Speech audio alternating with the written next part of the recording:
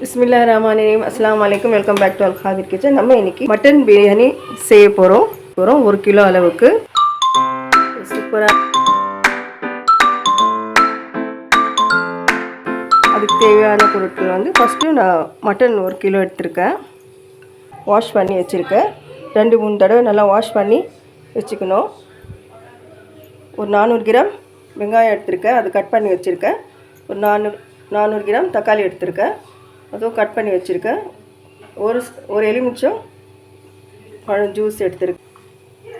ஒரு 1/4 கட்டு கொத்தமல்லி, 1/4 கட்டு புதினா, ஒரு 2 பச்சை மிளகாய், இஞ்சி பூண்டு 150, தயிர் வந்து 200 கிராம் எடுத்திருக்கேன். தேவையான அளவுக்கு மசாலா 1/2 ஸ்பூன். 1 கிலோ அரிசி எடுத்திருக்கேன், பாஸ்மதி ரைஸு. இதை வாஷ் பண்ணிவிட்டு நான் தண்ணி ஊற்றி வச்சுக்கிறேன். ஊற வச்சுருக்கேன் ஒரு 1/2 hour. நம்ம மட்டன் பிரியாணி எப்படி செய்யலான்னு பார்க்கலாம். ஸ்டெப் பை ஸ்டெப்பாக நான் சொல்கிறேன். அதுக்கு முன்னாடி என் சேனல் ஃபஸ்ட் டைம் பார்க்குறீங்கன்னா சப்ஸ்கிரைப் பண்ணுங்கள், கூடவே பெல் பட்டனை கிளிக் பண்ணுங்கள். பிஸ்மில்லாஹிர்ரஹ்மானிர்ரஹீம். ஸ்டவ் ஆன் பண்ணிக்கலாம். இது 1 கிலோ அளவுக்கு செய்கிற மாதிரி இந்த மாதிரி ஒரு பாத்திரம் எடுத்து வச்சுக்கணும். 1 கிலோ அரிசி, 1 கிலோ கறிக்கு இந்த மாதிரி அகலமாக ஒரு பாத்திரம் எடுத்து வச்சுக்கணும். அப்போ தான் நம்மளுக்கு கரெக்டாக இருக்கும். இது வடி பிரியாணி தான் நம்ம செய்ய போகிறோம். அரிசி வடிச்சிட்டு நம்ம தம் போட போகிறோம். இப்போ நல்லா சூடான பிறகு எண்ணெயை ஊற்றலாம். நல்லா சூடாயிடுச்சு. இப்போது எண்ணெயை சேர்த்துக்கிறேன். நான் வந்து 200 கிராம் எண்ணெய் சேர்க்குறேன். பிஸ்மில்லா. நல்லா சூடாயிடுச்சு. இப்போ வெங்காயம் சேர்த்துக்கிறேன். பிஸ்மில்லா.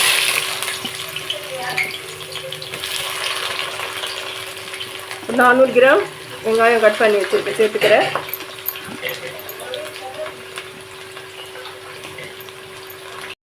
லவங்கப்பட்டை, ஏலக்காய் 1 கிராம் சேர்த்துருக்கேன். ஒரு கிராமு இதுவும் சேர்த்துக்கிறேன்.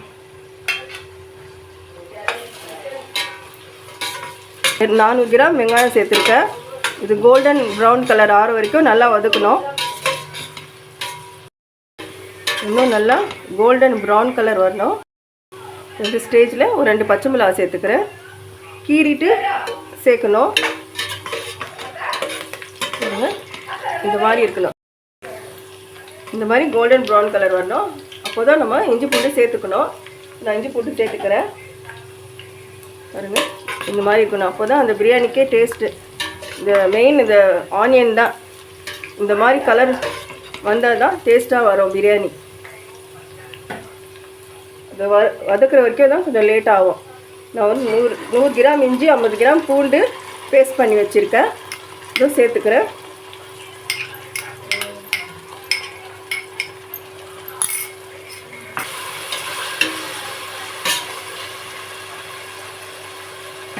உங்கள் பிரியாணியெல்லாம் செய்யும்போது இஞ்சி பூண்டு ஃப்ரெஷ்ஷாக போடணும். அப்போ தான் நல்லா டேஸ்ட்டாக இருக்கும். ஸ்டேஜில் 1 கிலோ கறி எடுத்திருக்கேன், மட்டன் கறி, அதுவும் சேர்த்துக்கிறேன். பிஸ்மில்லா. இந்த பச்சை வாசனை போன பிறகு, இஞ்சி பூண்டு பச்சை வாசனை போன பிறகு கறி சேர்த்துக்கணும்.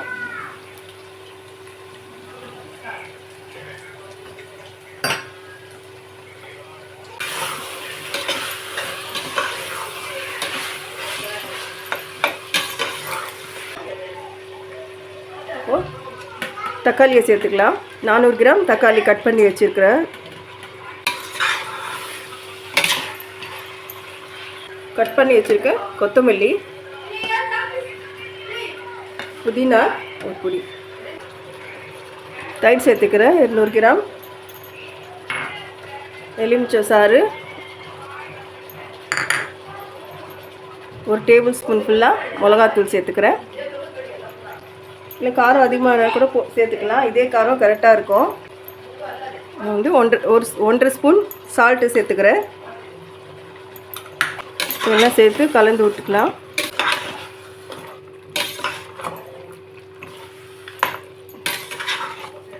மூடி விட்டுடணும். மசாலாவோட பச்சை வாசனை போகிற வரைக்கும் நல்லா வதக்கிக்கணும். இப்போ இந்த ஸ்டேஜில் தண்ணி சேர்த்துக்கலாம் கறி வேகிறதுக்கு. பிஸ்மில்லா.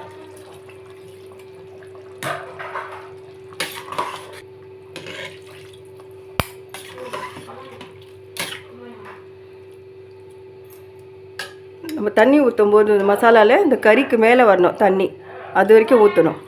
இது போதும். இந்த தண்ணி இது நல்லா வேகணும். ஒரு அரை மணி நேரம் 3/4 மணி நேரம் நல்லா வேகணும்.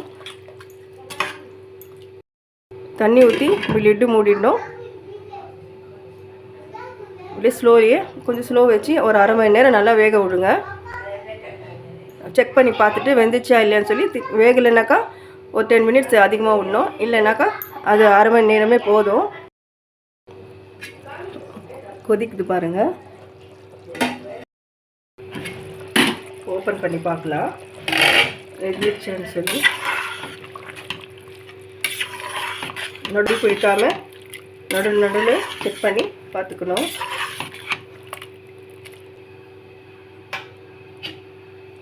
வேகட்டும். வேகலை அது வரைக்கும் நான் ஒலை வச்சுருக்கேன். ரைஸ்க்கு கொஞ்சம் கரெக்டாக இருக்கும். அரிசி கறி வேகிறதுக்கு இந்த ஒலை வச்சு அரிசி போட்டு நம்ம அரிசி வந்து வடிகட்டி நம்ம இதில் தம் போடுறதுக்கு கரெக்டாக இருக்கும். ஸ்லோவில் வச்சுக்கோங்க. இப்போ ஒலை வச்சாக்கா ஸ்லோவில் வச்சுடுங்க இது வேகிற வரைக்கும். இல்லை டக்கில் இந்த ஸ்டவ்லெல்லாம் சீக்கிரமாக ஆகாது, லேட்டாகும்.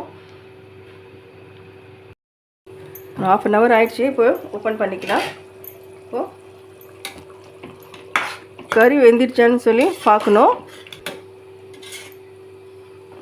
ஒரு இந்த மாதிரி ஒரு பவுலில் தண்ணி எடுத்துக்கணும். போட்டு வெந்துருச்சான்னு சொல்லி பார்க்கும்போது இப்படி பார்க்கணும். இப்போ வெந்துருச்சு கறி பாருங்கள், ஒடியுது தெரியுதா? இந்த மாதிரி நல்லா ஒழிஞ்சிருச்சு பாருங்கள், வெந்துருச்சு கறி. இப்போது இது சிம்மில் வச்சுக்கலாம். இந்த ஸ்டவ்வில் மாற்றிக்கலாம். சிம்மில் வச்சிடணும். நம்ம அரிசி வேக வச்சு வடிகட்டுற வரைக்கும் இது சிம்லேயே இருக்கணும்.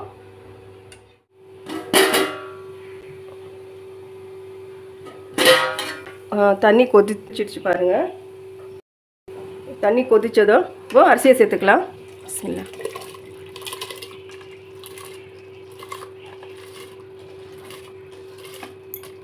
அரிசி வந்து 3/4 மணி நேரம் ஊறணும் நல்லா.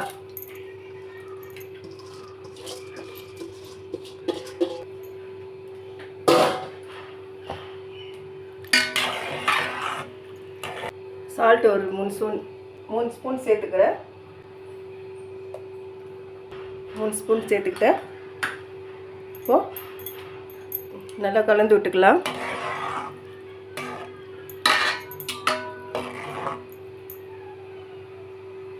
அரிசி வந்து ஃபுல் பாயில் பண்ணக்கூடாது, ஆஃப் பாயில் தான் பண்ணணும். இப்போ நல்லா வேகட்டும். இதில் சால்ட்டு செக் பண்ணி பார்த்துக்கலாம்.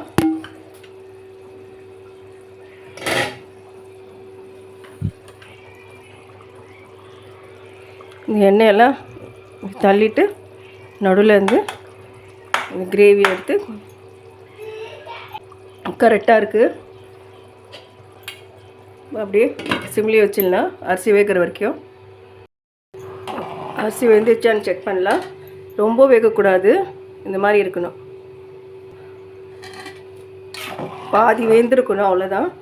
இப்போது கரெக்டாக இருக்குது பாருங்கள். இந்த மாதிரி ஸ்டேஜில் நம்ம ஃபில்டர் பண்ணிக்கலாம்.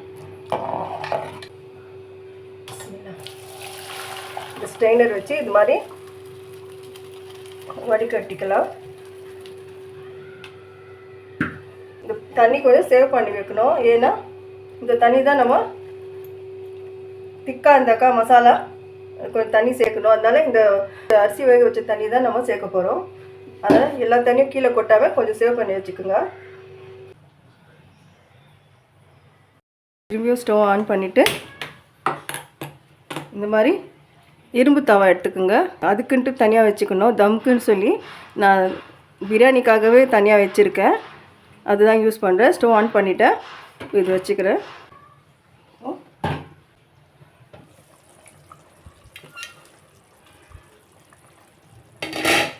பாருங்கள், இவ்வளோ தண்ணி ஊற்றணும். ட்ரை ஆகிடுச்சு பாருங்கள், திக்காகிடுச்சு. அதுக்காக தான் அந்த தண்ணி நம்ம அரிசி வேக வச்ச தண்ணியை சேவ் பண்ணி வச்சுக்கணும். அதுக்காக தான் அந்த தண்ணி வைக்கிறது ஸ்டாக்காக. இந்த மாதிரி திக்காக இருந்தால் கொஞ்சம் தண்ணி ஊற்றணும். இந்த சமயத்தில் அரிசி போட்ட பிறகு நம்ம தண்ணி சேர்த்துக்கலாம். இப்போ அரிசி சேர்த்துக்கிறேன். பிஸ்மில்லா பிஸ்மில்லா.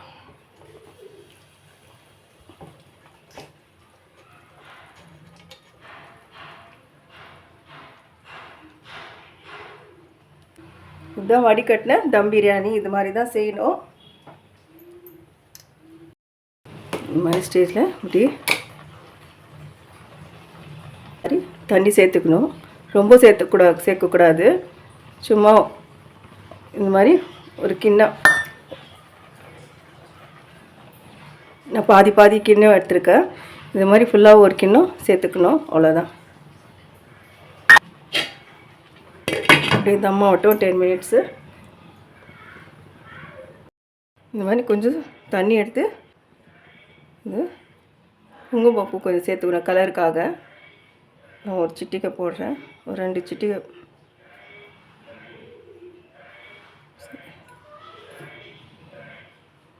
கேசரி கலருக்கு பதிலாக இது சேர்த்துக்கலாம். இது நல்லா ஊறட்டும். இது நல்லா கிளறி விட்டுக்கணும். இந்த குங்குமப்பூ கலரில் தண்ணியில் வந்துடும். அதுக்கப்புறம் நம்ம ரைஸில் போடலாம். ஒரு குங்குமப்பூ தண்ணி இதில் சேர்த்துக்கலாம்.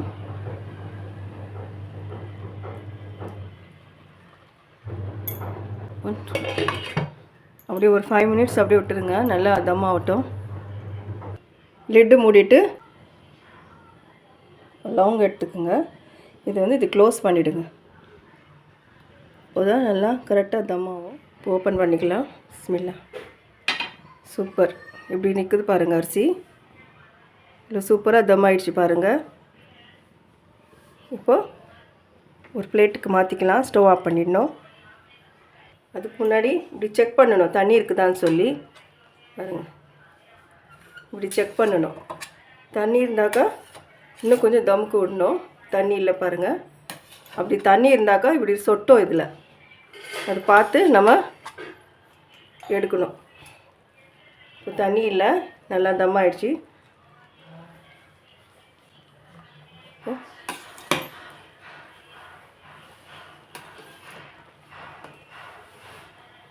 சூப்பரான மட்டன் பிரியாணி ரெடி ஆயிடுச்சு.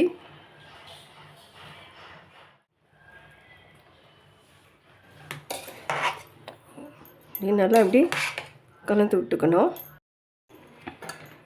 சூப்பராக டேஸ்ட்.